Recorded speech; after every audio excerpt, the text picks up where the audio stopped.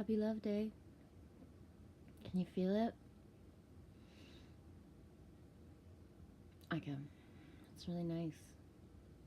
I can feel the power of the masculine rising, like the literal men, um, being vulnerable, being honest, being true. Seeing a lot of pure hearts out there. You guys are really brave. I'm so proud of you. Um, of all the things I've said out loud and shared, this one is like the hardest for me because I'm going to name someone, but I feel it has to come out because it was a way for me in my alone path to find the things that I needed to heal inside, the things that I needed. So I was that girl that never wanted to use technology. Hey, Bridget. And my sister literally bought me a computer in 2005. And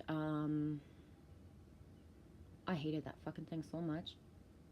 It sat in my house for almost a year and basically gathering dust, or I would dust it once in a while, and just, I hated it.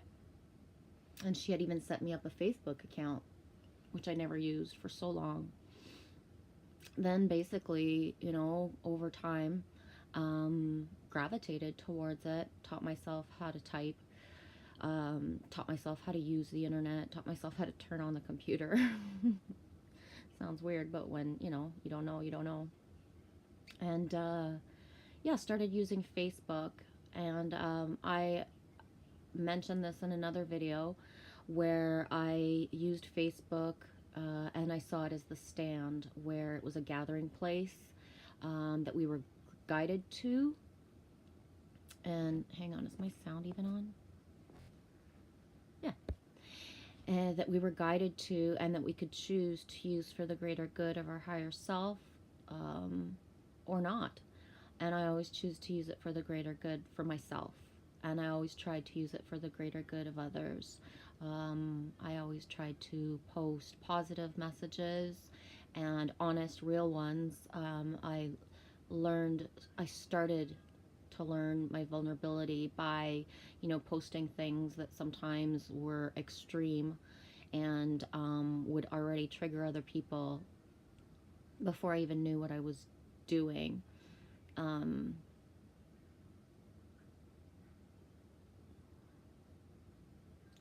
I think it was about in 2017 where my Facebook was very sheltered. I didn't have it open to the public, and I padded it in a way that made me feel good. I did not let in people that, were rude or had any negativity, meaning that, like, I really did keep it as a safe place.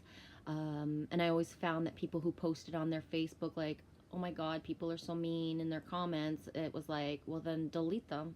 You don't owe to even keep your mother or your father or your siblings or your friends on Facebook or any other social media if they don't make you feel good. And I never understood that part of what, how people allowed their social media feed to be bombarded by negativity. I chose to pad it. Um, I met people from all over the world and only, kept who felt good. My number one rule was, if I would not sit down with this person and have a coffee, if we met in public or if they asked me, then I didn't keep them. And for me, that worked. It was really cool. I didn't follow, stars and people, whatever, except for, the exceptions, like, if they really, made my soul sing, because I don't tend, and I'm not like a groupie type of person. I don't idolize or worship or believe or put people on pedestals that, have made it in either the music industry, art, or movies, things like that. A lot of me has a lot of empathy for what they live. When I had my restaurant, I realized right away that I was put on a pedestal of what I should say, how I should dress, how I should act, and I never, adhered to what people thought I should do. I actually often did the opposite, just to be kind of scandalous and like, fuck you, I won't do what you told me. And it was my way, and it always will be. The more somebody tells me not to do something, it's like, like, unless it's like, really something I shouldn't be doing, like, I don't ever really listen to other people, ever, ever, ever. That's why my awakening has been so alone as well, as that um, I don't let people plant seeds in me. One thing that's very controversial about me is that I don't believe in peer pressure for myself. Is it out there? Fuck yeah. Have I ever been pressured into anything? No. Everything I've ever done is of my own free will, whether it be like, you know, whatever it was. So, in around 2017, um, uh, something popped up, in whatever, and it was Keanu Reeves, and it was like, oh, cool. I didn't know his like middle name was Charles. How would I? I have no idea what he does in his life except for his movies. And truth be told, except for Point Break, surfer movie back in the day, and Bill and Ted. Obviously, dude, I never got rid of the dude in my life, no matter how old I became. I never really watched a lot of his movies. I saw the Matrix trilogy back in the time where all three were out on VHS, but I saw them translated in French, so I didn't understand a goddamn word that was going on.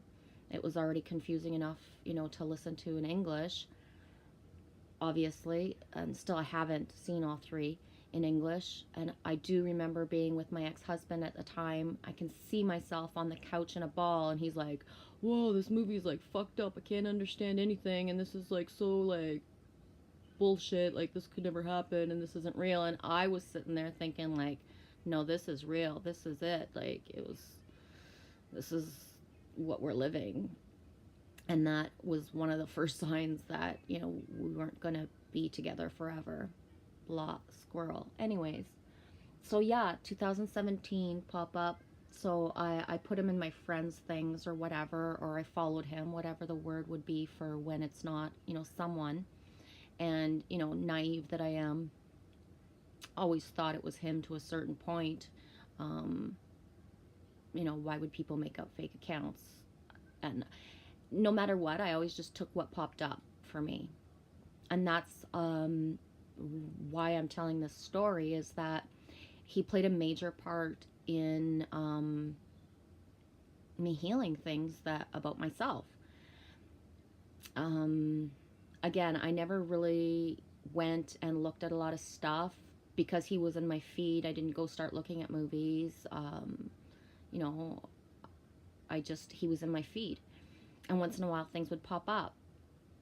And one of my wounds and things I had to get over and heal was the fact that I was just a mom. I felt very that I wasn't doing enough for the world. I am that person who was born wanting to save the world. And I felt that my being a mother hindered that I couldn't do what I was born to do, that I was just a mom. And in the feed, I'm going to maybe bounce around from when things popped up for me, because I don't have a timeline. I never wrote this stuff down, but I realized at one point that he was to have a child, and he had lost that child. It was stillborn. And that was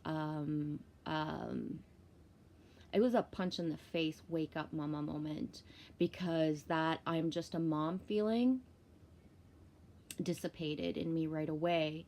And I realized you can have the world at your feet. You can be the most whatever he's ever been. He's probably been the sexiest man alive. He's probably been the most whatever. I know right now he's like the most action person, hero movie person around. And but it punched me in the face to be like whining in my heart about being just a mom, when some people don't have this gift. And no matter how I had seen in my path people who, get married, try to have a baby, and cannot, it I always felt grateful, like 100% for my children, but it never hit home to me as much as that day that I saw that. A lot of other things, the fact that his middle name was Charles, and that's my daddy's name. And my daddy, I've never had a daddy wound. My dad is the fact that I have always trusted men. Um, I had a good dad. I had a great dad. I had the best dad. I had the dad that was meant for me, that, balanced out a lot of other things in my life.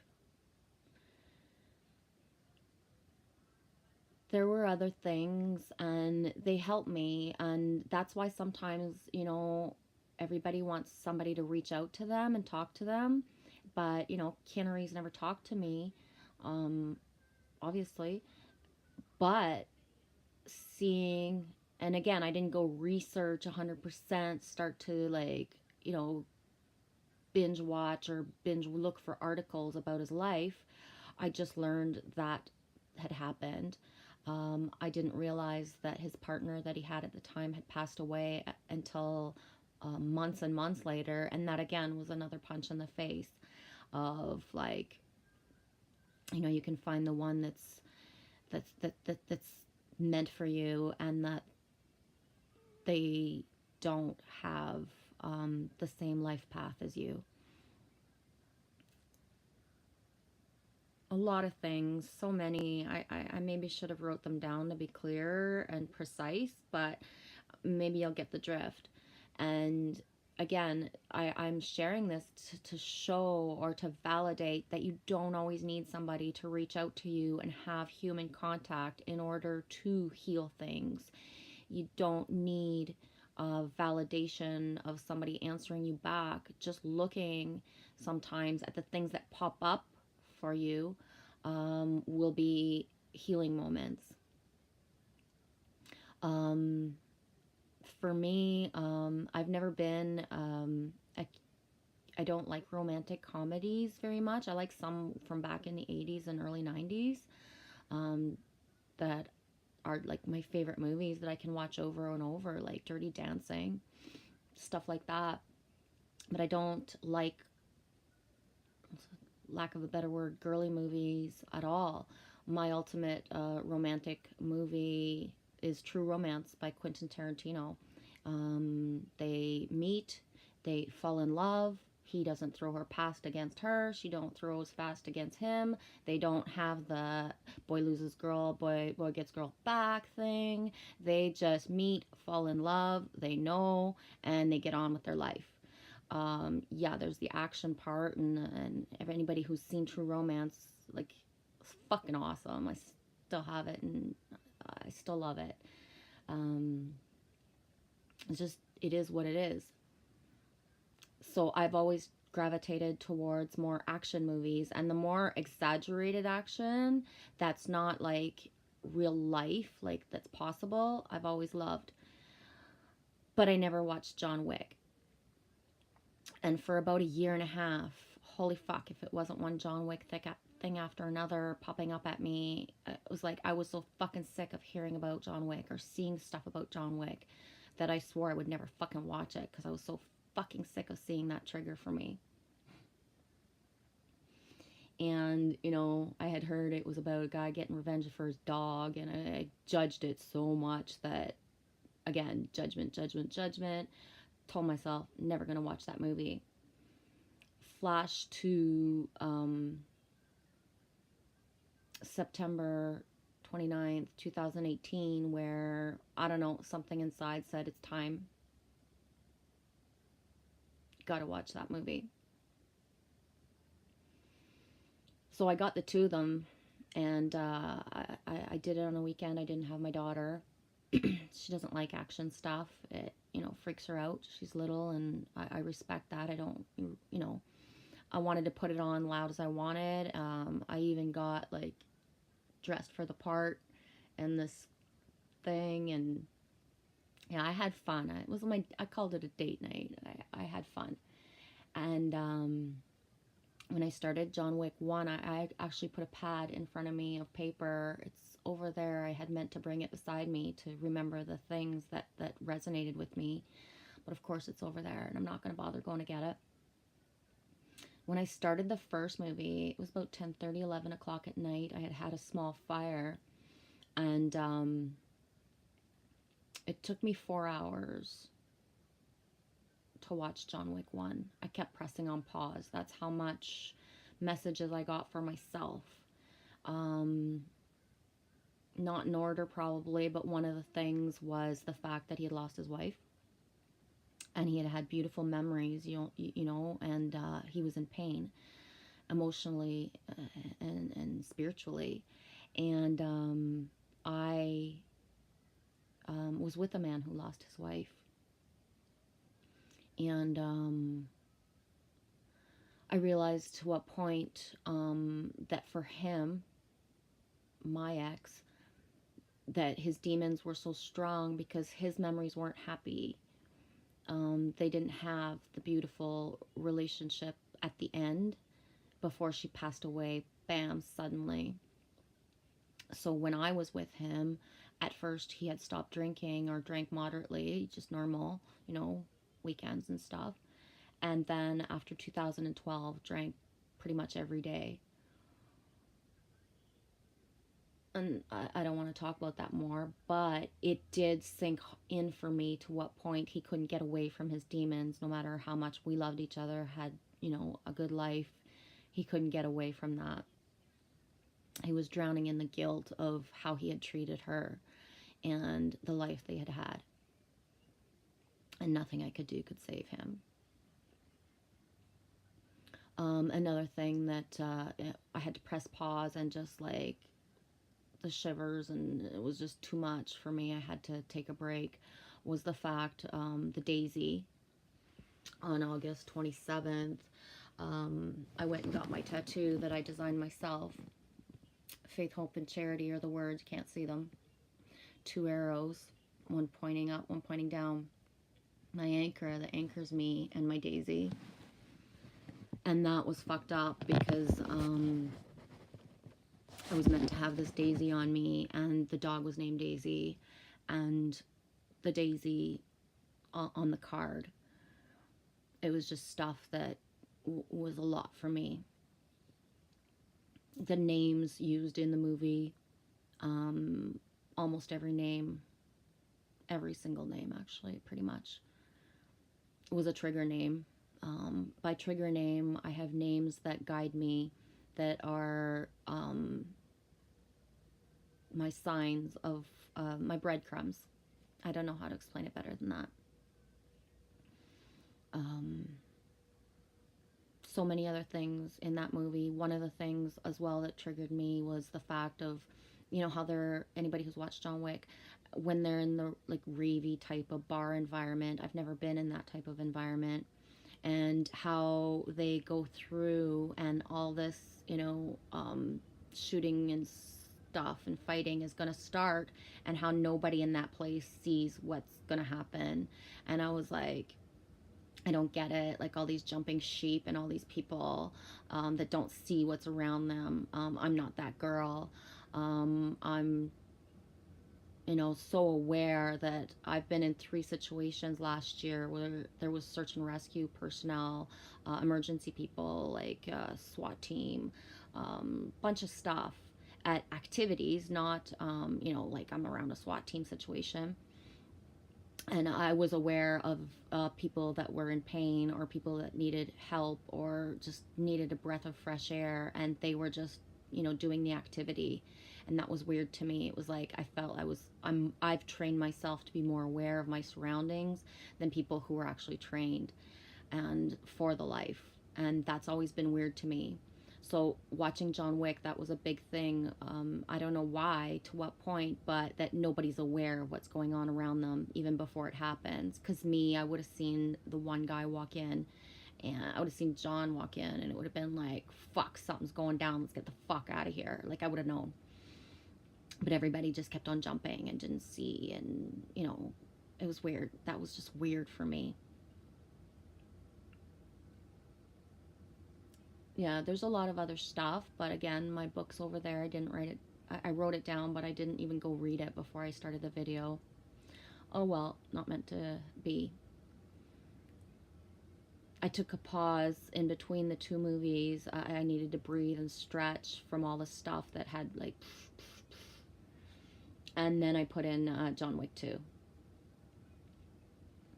And that I watched, I just gobbled it up. I watched from like as if I was in the theater from point A to point fucking Z, the whole movie in a row. To me, it's one of the best action films I've ever seen of all time. It is authentically action. It starts with action, ends with action. It's fucking an action movie. And one of the things in John Wick 1 that I admired was the fact, that there's no sexuality. It wasn't about that. And all action movies now seem to have fucking, it's always got to throw in fucking tits and ass everywhere. And it's just like, can't we just have some raw fucking action without it being about, sexualization of women? And that's one of the things that I loved about the first movie and the second. I forget if it was in the second or the first, where the girl slaps his ass, and instead of him being all like, oh God, she slapped my ass, he's like, fucking look, the look he gave her was like, you know, that it's not okay for girls to do that either. And I love that. Maybe I'm misinterpreting it wrong, but that's what I felt. At the one point in the second movie where the lady, I forget her name, gets undressed, at first I was like, oh, here we go, we gotta have the fucking scene.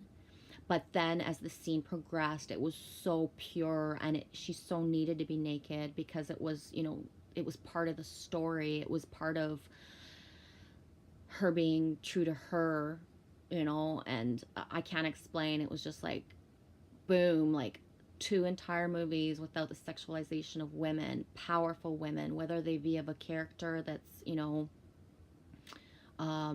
trying to get at him or not, pure. I felt that anyways. Yeah, I love the second one. I've only watched them again a couple times. I actually have taken them out from the library or put them on Netflix, just because that's how I'm like training myself in some martial arts moves. I know it sounds weird, but I don't gravitate at all to be, that person who goes to a yoga studio and does stuff with other people. As much as I want the martial arts in me, it isn't time, and I haven't found a place that's like, this is your place, Michelle, you need to go there. So I've watched scenes just to practice the moves. And, Bruce Lee, Brandon Lee were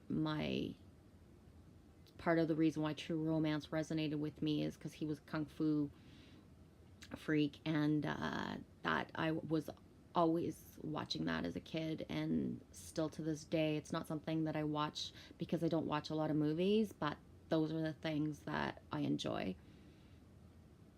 I can't wait for Parabellum to come out.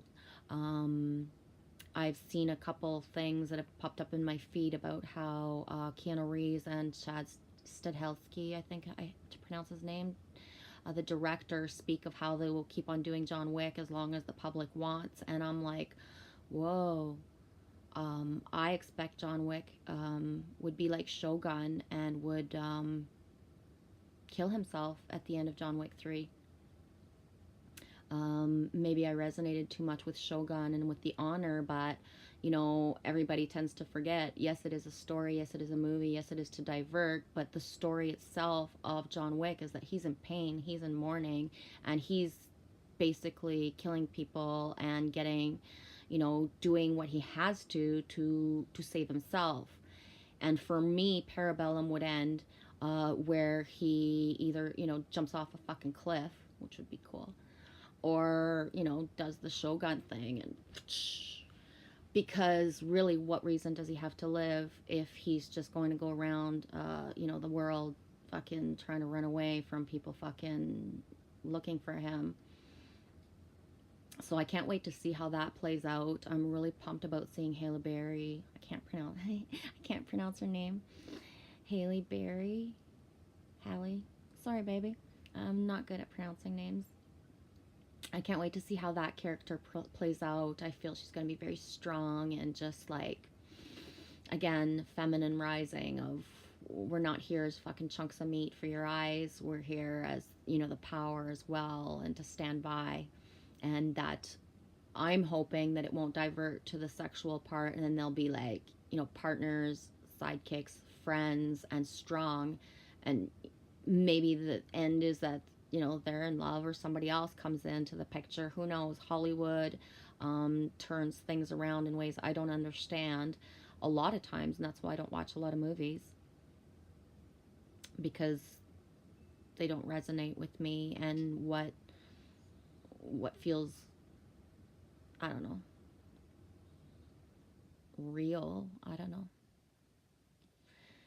Yeah. I wish I would have looked at my little notes first really quick just to... Oh, another thing that I had forgot. When the Super Bowl came out last year, I saw, because of the Facebook that led me to the fact that he had a commercial out. I was like, judgment. Oh my God, Keanu Reeves doing a commercial? Like, what the fuck? So I didn't want to watch it because I don't watch commercials. I don't watch the Super Bowl. And then one day it was like, go watch it. So I did. And I was pissed. I was like, make it happen, make it happen, make it happen.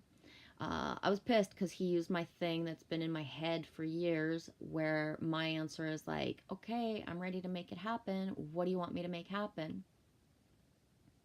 And the other thing about John Wick 2 is, before I started, when I took my pause, I actually wrote a list of, I gave myself 5. I don't know why 5 was the number, but 5 names of what the dog's name was going to be. And then on the side, I literally wrote, if it's Buddy, I'm going to fucking puke. I'd rather he have no name. And if you've watched John Wick 2, at one point he does say, hey, buddy, to the dog. And I swear to fuck, it was like, what the fuck? That's going to be his name? Like, it was like too much of a connection. And I remember I was laughing and like thinking like, okay, of all the 5 names, he didn't choose one. And then the one name that I thought, if he chooses that name, I'm going to puke, is the only name he gave the dog for a second, because in the movie, he doesn't name the dog. And I thought that was cool. Although I name everything. I thought that was cool. Yeah. So, yeah, I get that Keanu Reeves will never see this, but I do thank him from within and without. I have a lot of gratitude towards the things that popped up in my life that helped me heal stuff. One of the things that I realize I'm still working on is that thing about being seen. I admire his ability, Keanu Reeves, to share his gifts with the world, and, not give a fuck that he has to do these interviews and pictures and all that stuff. I don't resonate with that life at all. If I don't get the interview part, I get it's part of the role that they must play, but it's like, for me, I think to myself, like, fuck, that's hard. Like, fuck, you gotta really love acting and really have a passion for what you do to play the fucking games that go along with it. I just don't get it. Just like, I never watched the Grammys, and I didn't look up anything that happened on the Grammys, but something on the radio was talking about how the fact that Childish Gambino, hope I pronounce his name, he didn't show up and nobody could find him. Just like Eminem back in the day. He didn't go. He stayed with his daughter at home. And I think that's awesome. Just because you put stuff out doesn't mean you have to be there to play the puppet or do the part of what people want. Not at all. Not at all. You know,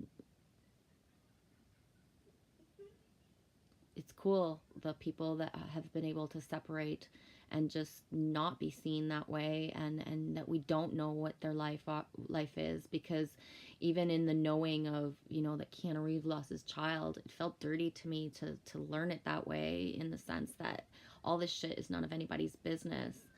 And again, I'll talk about my ex really quick. When I met him, I had known him for 4 months. We had seen each other and spoke in passing. He came to the place I worked and he would grab pizza and he would say hi and we would talk a bit. And after a month, I remember looking at somebody saying, like, he's really hot. Who the fuck is he? Um, and got his full name because we kind of didn't work together, but he did stuff where we had to communicate a bit because I was the manager and he worked for Public Works. And I remember somebody said he came here whatever amount of time ago and after he lost his wife. And then people would want to tell me the story and I would be like, shh, I don't want to hear it. If ever I do talk to him, he'll tell me because anything that you guys know is not what happened. And when we did talk, my ex and I, he was shocked. He was like, you know, my not ex, but my wife passed away. And I was like, yeah. And he's like, have you heard all the stories? And I was like, no, actually, I know nothing. I just know that, you know, you're a widower. I hate that word, but, you know, I just know that. And he was shocked. He was like, what do you mean? People talk about me all the time. And I was like, well, that's why I told him to shut the fuck up. I don't want to hear this from you. People talk about me all the time. They get everything wrong anyways. So why would I want to hear somebody else's story about you? I always figured if we met and if it was meant to be that we actually talk, you know, even though we kind of looked at each other for 4 months, that, you know, we built it up slowly, I guess, which is cool, that you would tell me yourself. And it was like he was honored by that, where he got the chance to tell his story because the stuff that was around it was all untrue and was all, you know, what people interpret of what somebody else is going through. Yeah. This is a weird video for me to make. I hope it can help somebody to really understand that although we really want the human contact, we can get our signs and healings from just the little things that are out there. And that there's always a way, and that there's a reason specific people don't answer, and it's not because they're not answering you on purpose. You know, they're not the ones that are meant to show you. A lot of this we have to learn on our own. And, you know, we're so blessed right now. Everything's there. When I started my journey and when the way showers that have been writing and posting videos for years started, nothing of this existed. We were all like considered cuckoo. It was secret, like light worker groups we had. You know, and now here we are openly, publicly posting videos on YouTube and feeling that we're protected. So we've come a long way. Use the tools that are there and ask for guidance. You'll be guided to the articles, the videos that you need, and you'll be shocked at the fact that you don't need the conversation or to pay somebody. You know, it comes. It really does. Have a good day.